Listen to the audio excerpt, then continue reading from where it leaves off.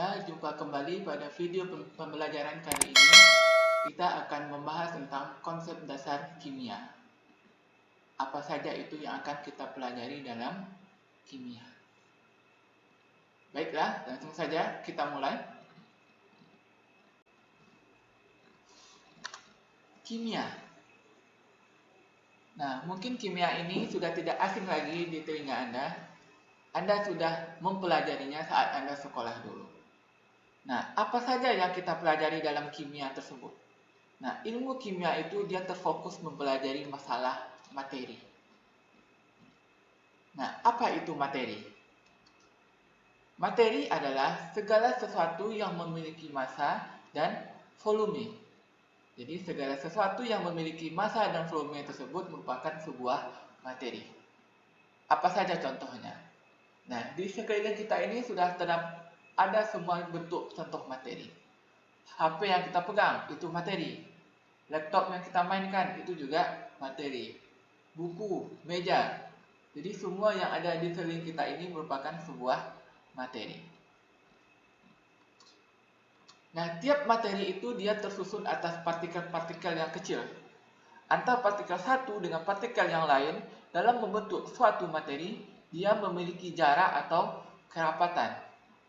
Nah, perbedaan kerapatan partikel inilah yang membedakan wujud suatu materi. Nah, wujud suatu materi ini dapat berupa padat, cair, ataupun gas. Yang membedakan wujud suatu materi adalah kerapatan antar partikelnya. Jadi materi itu dia bisa dalam wujud padat, gas, dan cair. Yang membedakan adalah kerapatan antar partikelnya. Nah, perhatikan gambar ini. Kalau kita perhatikan gambar ini, untuk wujud padat, kerapatan antar partikelnya itu sangat rapat. Jadi untuk wujud padat ini, kerapatan antar partikelnya itu tersusun sangat rapat. Kemudian untuk cair dia agak renggang kerapatan antar partikelnya. Nah, untuk gas ini yang paling renggang lagi kerapatan antar partikelnya. Jadi dia berjauhan antar partikelnya.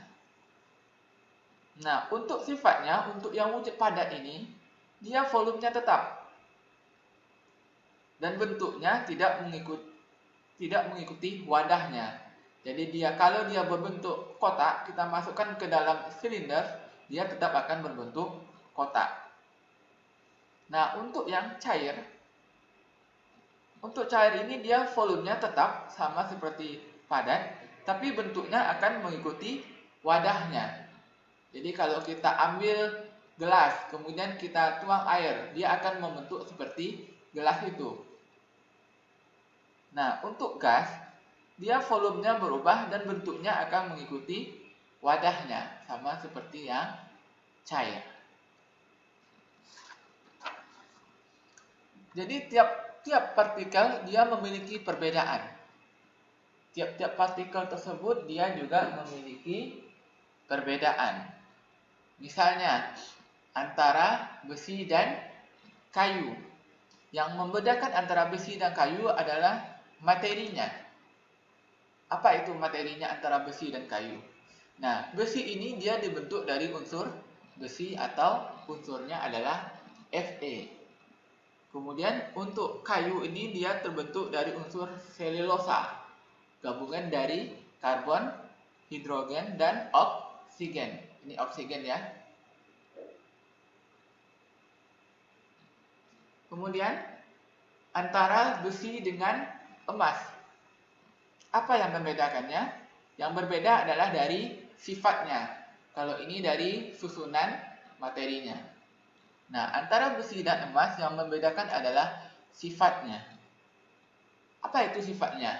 Nah, untuk besi ini dia sifatnya dia murah atau mudah berkarat atau korosi. Nah, untuk emas ini dia sukar berkarat atau korosi. Kemudian antara intan dan grafit. Nah, intan dan grafit ini dia disusun atas unsur yang sama, yaitu unsur karbon. Yang membedakannya adalah strukturnya. Jadi yang membedakannya adalah strukturnya. Nah, untuk intan itu kita lihat strukturnya. Nah, ini untuk intan, antar unsur karbonnya dia saling membentuk ikatan. Jadi antar unsur karbonnya dia membentuk suatu ikatan, yaitu ikatan kovalen. Kemudian untuk grafit. Nah, untuk grafit dia berbentuk lapisan dan ada lapisan yang kosongnya di sini. Dia membentuk lapisan dan antar lapisan itu ada lapisan kosongnya. Jadi antara intan dan grafit yang membedakannya adalah dari strukturnya. Nah, kemudian ada kayu dibakar. Nah, ini jika kayu dibakar, dia akan menghasilkan abu. Ternyata materi juga dapat berubah dari kayu menjadi abu. Yang menyebabkan terjadinya perubahan materi yaitu menjadi materi yang baru, yaitu menjadi abu. Jadi ternyata materi itu juga bisa berubah menjadi materi yang baru. Nah, selain itu juga bisa kita kasih perubahan materi itu disertai dengan adanya perubahan atau aliran energi. Nah, contohnya, misalnya mobil. Mobil bisa berjalan perlu bensin. Jadi bensin itu diapakan? Nah, bensin itu dibakar dalam ruang pembakaran mesin. Sehingga bensin itu bereaksi dengan oksigen, maka hasil pembakaran ini yang menghasilkan energi yang menyebabkan mobil bisa berjalan. Jadi perubahan materi itu disertai dengan adanya perubahan atau aliran energi. Jadi antara besi dan kayu yang berbeda adalah susunannya.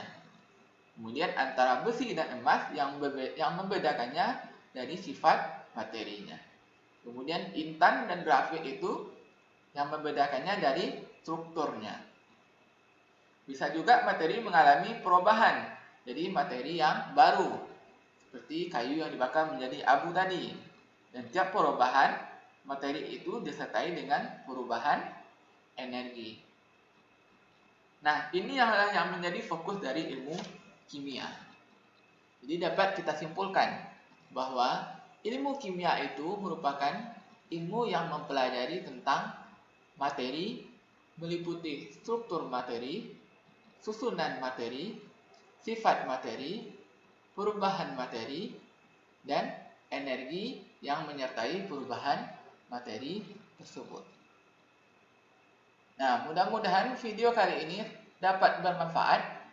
Pada video selanjutnya kita akan membahas tentang sifat-sifat materi. Sampai jumpa pada video selanjutnya. Saya ucapkan terima kasih. Assalamualaikum warahmatullahi wabarakatuh.